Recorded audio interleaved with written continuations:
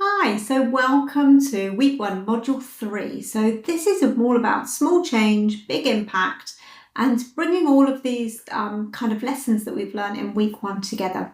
So what we're going to do is over the last 2 modules, we've looked at what a balanced plate looks like, and we've looked at the difference between whole foods and ultra-processed foods. Now this module is all about helping you to take that knowledge and begin to apply it into your everyday life without feeling overwhelmed. So I want you to remember that this program isn't about being perfect. It's not about changing everything all at once or overhauling your entire diet overnight. It's about starting with small, manageable changes that feel realistic for you, because those small changes really do add up over time.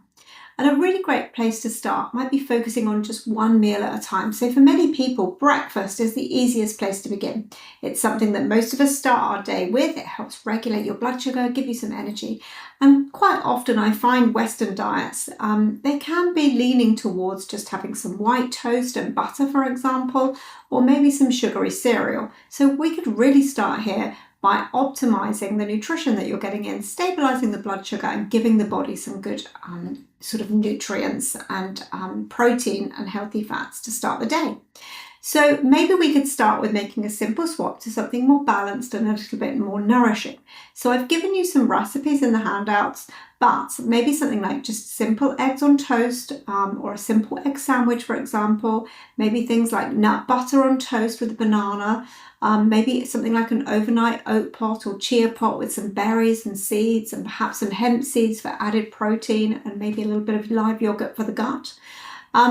So explore these options and then make something that works for you. So at this stage, we're just really building awareness, and you might not start noticing that when your meals feel more balanced, when you might be relying more on convenience food or where small changes could make a big difference, you might feel those changes come through in your day. You might feel you have more energy in the morning, for example, just by making some of these swaps. You might feel your blood sugar balance is more stable.